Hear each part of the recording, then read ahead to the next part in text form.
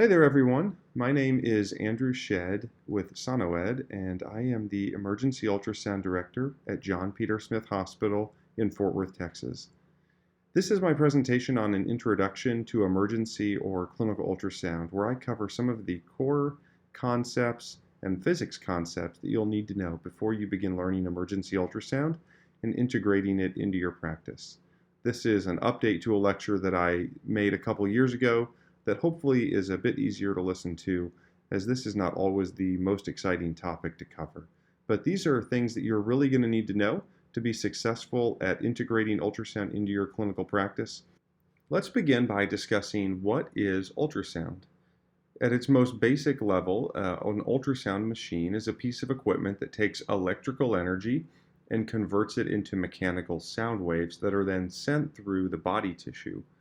The waves themselves are a pressure wave, and they travel through the tissue and then they return back to the machine.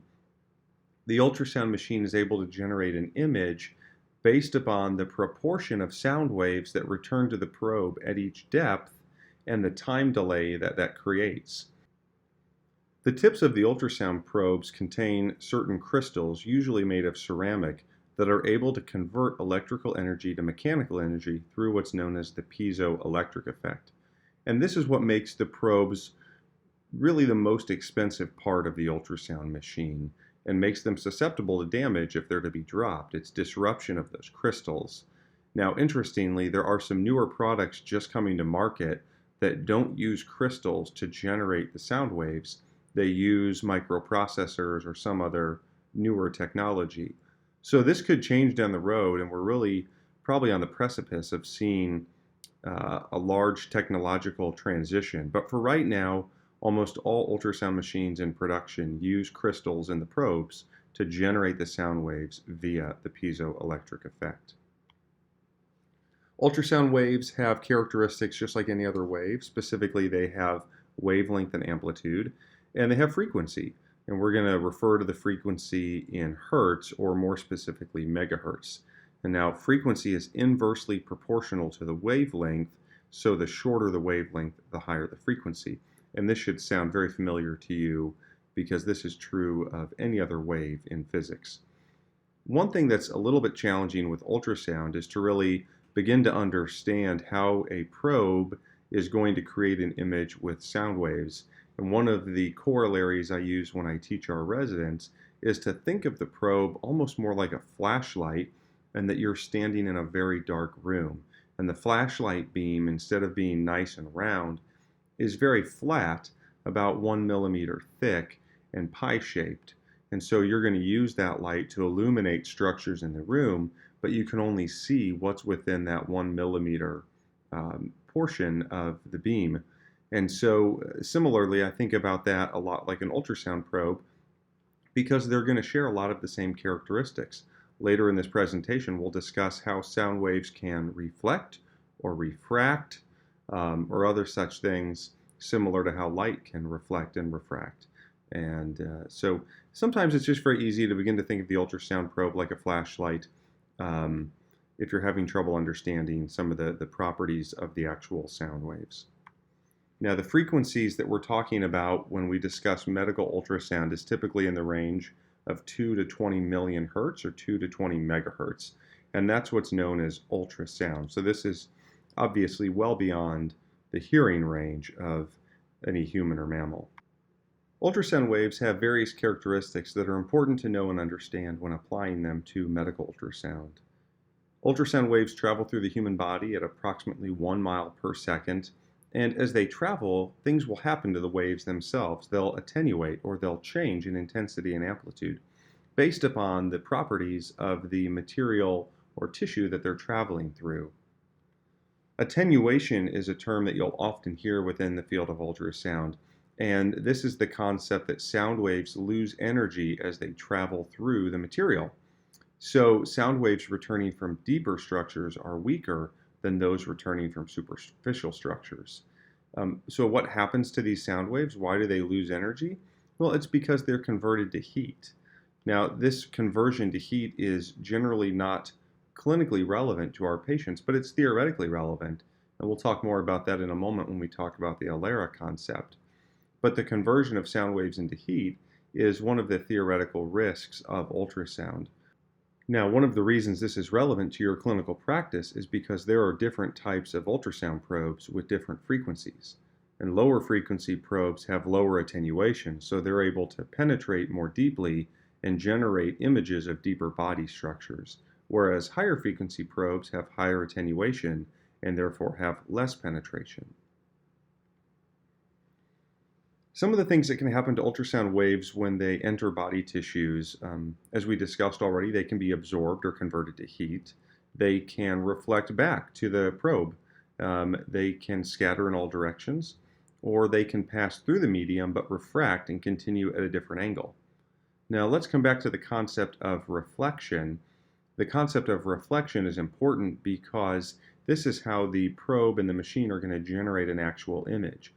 You need some tissue at each body depth to reflect some of the probes back to the machine so that it's able to generate the image. However, if all of the ultrasound waves are reflected back to the machine at a certain depth, then there will be no waves left to continue on deeper into the tissue to generate echoes from deeper structures. So for example, if you put the probe right over a bone, the bone is very dense. It will reflect all of the sound waves back to the probe, and so beyond the initial cortex of the bone, you will see nothing else, and that is because of the highly reflective nature. So understand that reflection is a core concept to how the image is generated, but you don't want all of the sound waves to reflect at a single depth. You only want a portion of them to. Let's talk now about some of the different modes of ultrasound, and when you turn on or look at an ultrasound machine in general, these will be some of the most prominent buttons on the machine are the ones to select the various modes. The most common mode that you'll be familiar with is brightness mode or B mode, and this is just a traditional grayscale two-dimensional image that is used for almost every ultrasound and is going to be the most common one that you're going to use in your practice. The second most common mode of ultrasound that most emergency physicians use is M mode, and the M stands for motion. And if you look at the top image here, you'll see that there is a traditional B mode, but with a white line extending down from the near field of the probe. And then on the second image, you have a graph. The way that M mode works is the machine plots a graph of motion on the y-axis over time on the x-axis, and that motion is only what the machine sees along that white line. So this allows you to see motion as a still image, but focused on one specific portion of the tissue being examined. Another very common mode that will be used within emergency ultrasound is color Doppler. Color Doppler allows you to see flow, and the color that's assigned to it, be it blue or red, is based upon the direction of flow towards or away from the probe. By convention, blue is away and red is towards the probe. However, this can be changed, and so that's not 100% true, but in general, by convention, blue is away and red is towards. The brighter the color, then the faster the flow.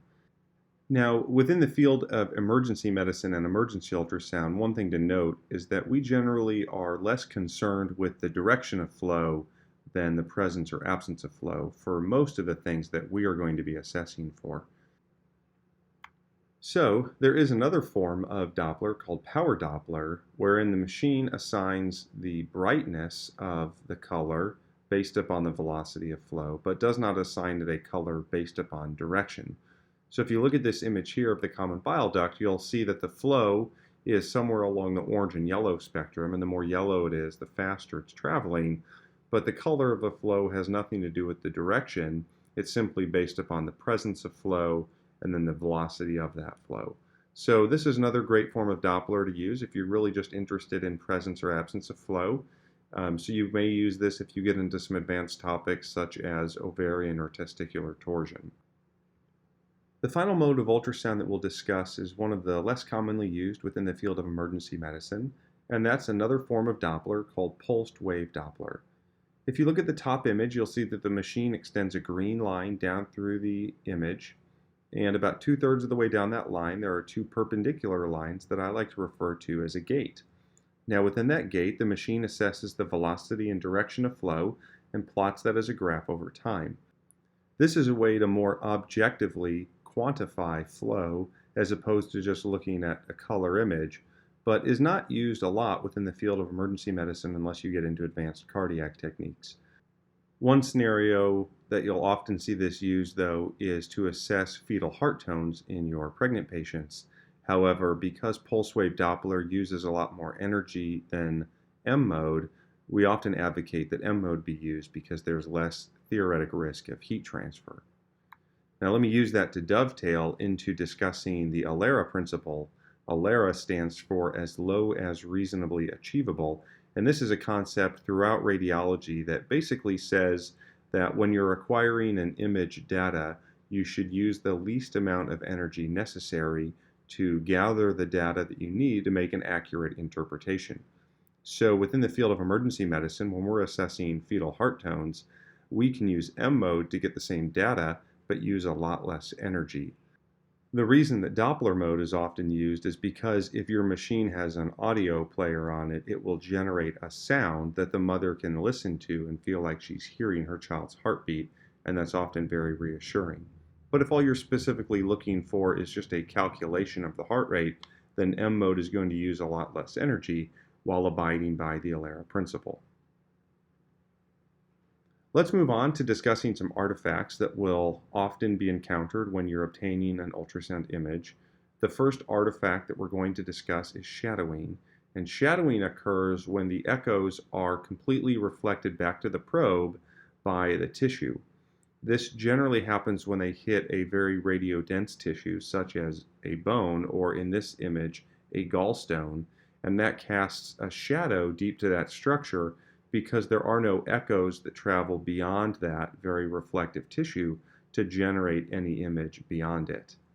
Now, in the case of a gallstone, shadowing is extremely helpful because it helps you identify the presence of that gallstone. But if you were wanting to look at something deep to it, such as tissue deep to a bone, you would not be able to because the bone would reflect all of the echoes back before they ever made it to anything deeper.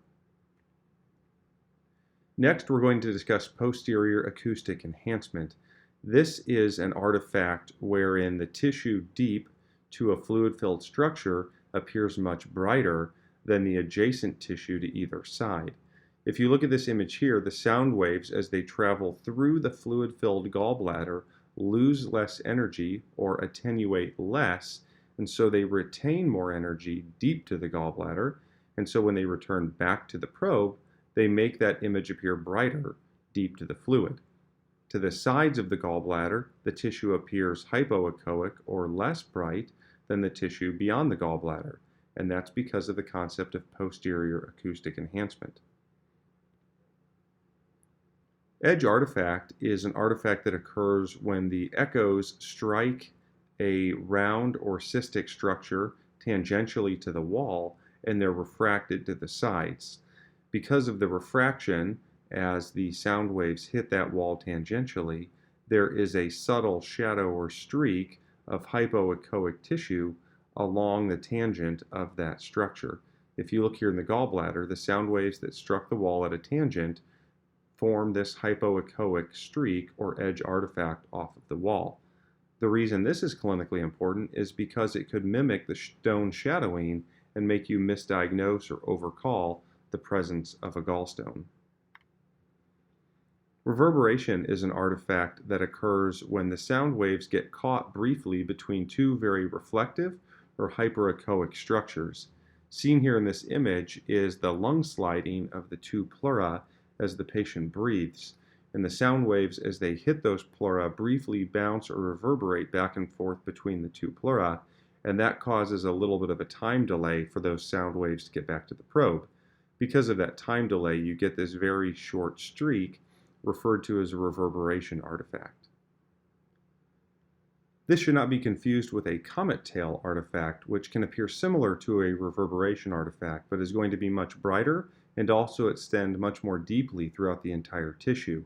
A comet tail artifact occurs when there is an air-fluid interface, as seen here in this patient with pulmonary edema, and you know this is a comet tail because it extends down throughout the tissue and gets wider as it travels more deeply. Lastly, we'll talk about mirroring artifact. A mirror artifact occurs when the sound waves bend across a curved, very reflective structure, such as the diaphragm, and cause the machine to display one particular tissue on the other side of the highly reflective curved structure. So the most common example of this is in the right upper quadrant of the abdomen, wherein the liver tissue will often appear to be on the far side of the diaphragm, which would be in the patient's chest. Obviously, we know that there's not liver tissue in the patient's chest in the normal state, but the mirroring artifact is a normal artifact that actually allows us to know that there's nothing abnormal beyond the diaphragm at that point. Therefore, if we replaced that tissue with something like blood, because the patient had a hemothorax, or if they had a pleural effusion, you would lose that mirroring artifact and be able to diagnose the pathology. There are some terms that you'll need to be familiar with. Anechoic refers to the absence of echoes returning back to the probe at a certain site, so that's going to appear black on the screen. Echogenic is a term that basically means any tissue that generates an echo or is reflective. And then there are some relative terms such as hyperechoic, wherein one tissue is brighter or more hyperechoic than another tissue. Hypoechoic, where a tissue is less bright or hypoechoic compared to another tissue, or isoechoic, where two tissues appear similar. There are multiple probes that you'll need to be familiar with. The first is the curvilinear or convex array probe. These probes come in different sizes, but they are going to have a curved footprint. And these are lower frequency probes, and therefore you will have deeper penetration and also lower resolution. These are going to be used for deeper structures such as the abdomen, and they'll generate a pie-shaped image on the screen because of the way the sound waves come out from a curved footprint. Linear probes are higher frequency probes that have less penetration but higher resolution. These are useful for more superficial structures that require a high degree of detail, such as vascular application, the eyeballs, or the testicles. These usually generate a square image on the screen because the sound waves are coming out of a flat footprint. The phased array probe is similar to a curvilinear probe in that it's low frequency and therefore has deeper penetration but lower resolution. However, this was originally developed as a cardiac probe because it has a very small footprint that's able to sneak between the ribs, and yet it's able to generate a very wide image because of the way the probe is developed and engineered. It sends out its sound waves like a sprinkler, going back and forth instead of sending them all out at once, and that's how it's able to generate that large of an image. This has somewhat become known as a jack-of-all-trades probe because it's very versatile. However, it does not generate as good of abdominal images as the regular curvilinear probe, and so I would encourage most sonographers to stick to using this just for cardiac unless they don't have a curvilinear probe as an option. Lastly is the intracavitary probe, and this probe is basically a medium to high frequency probe that is tightly wrapped and tightly curved and on a handle. And this allows it to be used within body cavities, generally for endovaginal studies, but can also be used rectally or to drain peritonsillar abscesses. This particular probe requires high-level disinfection and sterilization, and so if you have one of these probes in your department, make sure that you have a policy in place to achieve that. Whenever we obtain an ultrasound image, we need to know the orientation of the image as it appears on the screen. Now, every probe, when it comes from the manufacturer, is going to have a little bump on it or some sort of indicator on the probe, and that indicator is going to correspond with the indicator on the screen. Generally, for most applications, the indicator will be on the left side of the screen, so when we obtain the image on the patient's body, we want the indicator to be either towards the head or towards the patient's right, and that is just by convention. And that's if we're assessing a specific body plane. Occasionally that will be adjusted if we're assessing a specific organ structure that doesn't lie perfectly in the sagittal or transverse plane. Recall that the body has transverse, coronal, and sagittal planes. The coronal and sagittal planes of the body are called the long axis of the body, whereas the transverse plane is called the short axis of the body. And you'll often hear the terms long axis and short axis referred to within the field of emergency or clinical ultrasound. More specifically, though, you'll often hear those terms applied specifically to a structure of interest. So take the gallbladder, for example. It typically lies oblique in the body cavity and not perfectly along the transverse or sagittal plane. But when we examine the gallbladder, we're going to talk about the long axis of the gallbladder and the short or transverse axis of the gallbladder. And how the probe is oriented to the structure of interest will affect how it appears on the screen. Recall the example of the probe being a flashlight with a very narrow beam.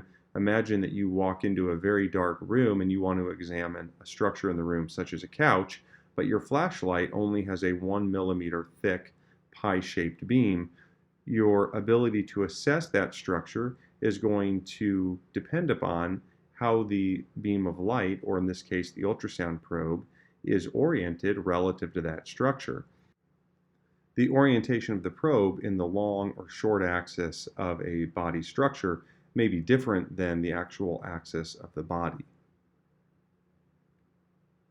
One thing you'll notice when you look at your machines is there are a lot of buttons and knobs, and there are many that could potentially overwhelm you and you may not use in your practice, but there are some that you need to know. Certainly you need to know how to turn the machine on and off. You need to know how to enter your patient's data or demographics into the machine, and that's going to vary depending on what kind of machine you're using or how the workflow is set up at your institution. You need to know how to select between different types of probes. So if you want the linear probe, but it's not selected, you need to know how to turn that one on. You need to know how to set up the particular type of exam you're doing, because the machines are going to have different presets for different types of exams. You need to know how to select your mode, such as B mode, M mode, or Doppler. And you need to know how to adjust the depth of the image so that the structure of interest, or what you're examining, is at the center of the screen instead of being too high up or too far down in the field of view. You need to know how to record a video and still images to save your exams. You need to know how to make certain measurements, such as the common bile duct, or the measurement of an aorta, or crown rump length, or things like that. You need to know how to review and delete your images to make sure that you only save the images that you want to. You need to know how to adjust the time gain control. This is somewhat of an advanced technique, and most machines these days have an auto gain feature that for most users is going to be adequate. And there may be a scenario wherein you want to use the zoom feature as well. So that's it. That is the introduction to emergency ultrasound and physics. And please review that if there were some concepts you missed. And let me know if you have any questions. Thank you so much.